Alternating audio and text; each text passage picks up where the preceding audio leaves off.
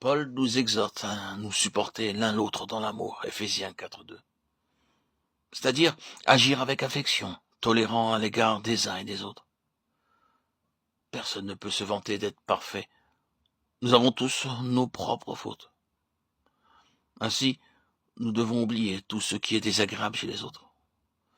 Notre attitude envers eux doit être amour et patience, même s'ils nous importunent par des choses désagréables. Aucun mari, aucune femme ne devrait dire cela. Ils s'aiment l'un l'autre et vivent ensemble paisiblement, ne partageant pas toujours le même point de vue sur tout. Ce sont les caractéristiques d'un croyant dans la famille de Dieu. Si nous avons revêtu ce vêtement spirituel, nous sommes en mesure de garder l'unité de l'esprit et de marcher dignement dans notre vocation.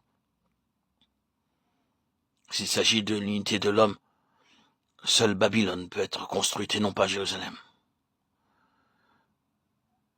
Paul déplace le centre d'intérêt de l'unité des croyants vers Christ, qui s'est donné pour chaque croyant. Christ, la tête de l'Église, donne ses dons à l'Église pour amener le peuple de Dieu à la maturité. Cette maturité n'est pas accomplie au travers d'hommes qui conduisent, mais par les dons de Christ donnés à l'Église. La seconde erreur de la chrétienté de nos jours est l'homme qui pourvoit en conducteur pour la conduite du troupeau de Dieu. En commettant la première erreur, celle de faire l'unité, l'homme est conduit invariablement à commettre la seconde erreur. Lorsque Dieu a fait l'unité, il a pris la responsabilité de pourvoir à chaque chose pour cela. Christ, la tête de l'Église, est le seul qui puisse donner des dons à l'Église, dons d'apôtres, de pasteurs, d'évangélistes et de docteurs. Pour bien expliquer cela, prenons l'exemple d'une personne qui veut devenir ingénieur. Il doit d'abord aller dans une école d'ingénieur, trouver une place et travailler dur pour obtenir un diplôme.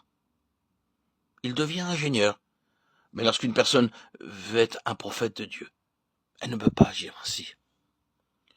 Elle peut aller dans le meilleur des collèges bibliques et étudier pendant de nombreuses années, mais aucun collège biblique ne peut produire un prophète de Dieu.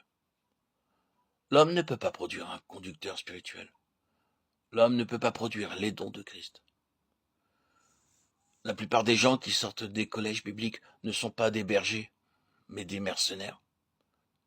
C'est un fait bien établi, ce que le berger fait pour son troupeau et que le mercenaire fait. Un berger donne sa vie pour le troupeau. Le mercenaire, lorsque le loup attaque le troupeau, s'enfuit. C'est ainsi que de nombreux mercenaires vont de pays en pays. Ils ne sont pas des bergers, ce sont des mercenaires. Ces mercenaires ne peuvent pas amener le troupeau de Dieu à la maturité. Ils sont eux-mêmes esclaves de l'argent, d'un nom, de la renommée.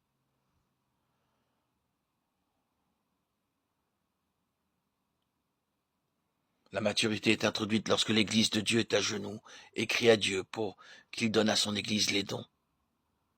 Dieu accordera ce qui est de lui. C'est Christ seul qui peut donner les dons d'apôtres, de pasteurs, d'évangélistes et de prophètes.